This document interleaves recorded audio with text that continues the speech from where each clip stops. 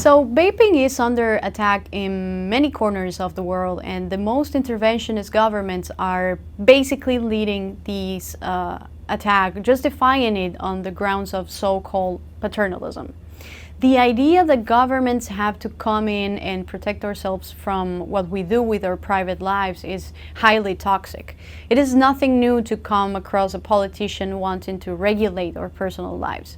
As is the case with alcohol, sugar, cannabis, or any other drugs, the act of vaping has also fallen into the same bag.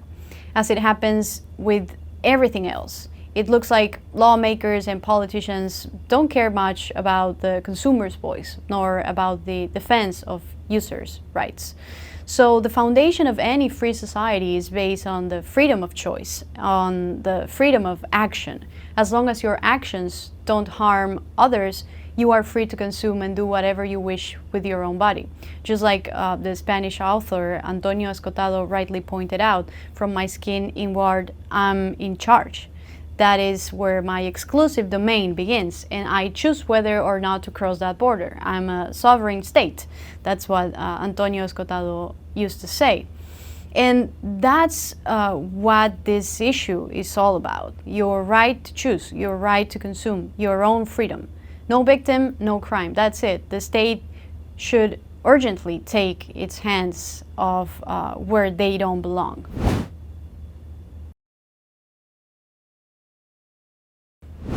Ignorance, arrogance, and of course lots of political agendas. Let's start from the fact that vaping is less harmful than a traditional cigarette. Consuming the former reduces the risk of diseases and deaths related to tobacco consumption. This is the consensus reached by the medical community, translated into the recognized studies of Public Health England, where it is stated that vaping is 95% less harmful than traditional cigarettes. Vaping is more effective than medications, chewing gum, or patches. These are just facts. There are more than 40,000 smoking deaths per year in countries like Argentina. Across the world, more than 8 million people die each year from smoking cigarettes. We are clear, banning tobacco wouldn't be the solution. This has been tried just as it was tried with alcohol in the 1920s in the US. And what was the results? Mafias, violence, and Al Capone. Prohibition is never the solution. We are adults, we are grown-ups. We can make decisions for ourselves, and we don't need a bureaucrat to tell us what to do. So many cigarette users who want to quit smoking seek refuge in vaping as an alternative because it gives them the option of accessing a dose of nicotine but without the hundreds of toxins from tobacco smoke. So nicotine can be regulated and eliminated as the user wishes. That's another great advantage. But yes, vaping is banned and the result is there for all to see. This is what the studies of the Consumer Choice Center, a think tank that promotes the defense of consumer rights, confirm.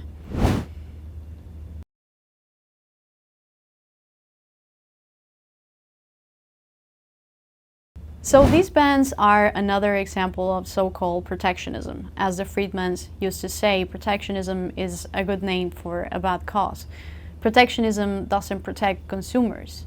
It only protects the friends of the governments in office, friends of power, those who benefit from these interventions in the regulated market, and those who benefit from consumers losing their freedom to choose. In this type of model, there is no freedom of competition, and when there is no competition, there is no innovation, progress, or improvement. And this is what happens to us again and again. If these regulations on vaping didn't exist and products were more widely available, we could prevent 3 to 4 million deaths a year by 2060. But this is not going to happen as long as we continue with the same public policies of arbitrary politicians. So what are the negative consequences of ban? Well, those who want to quit the traditional cigarette cannot access one of the most efficient alternatives, and those who get it don't know what is the quality of what they consume, for example, of the devices they get. In the meantime, those producers or traders who want to dedicate themselves to this sector, this private sector, will also be harmed. Jobs are lost and the private sector of the economy will be harmed. So we do everything wrong. In Europe, for example, some policymakers play the game of banning flavors. In Latin America, we still haven't reached that absurd debate because we are still in the other absurd debate of whether to ban or allow vaping.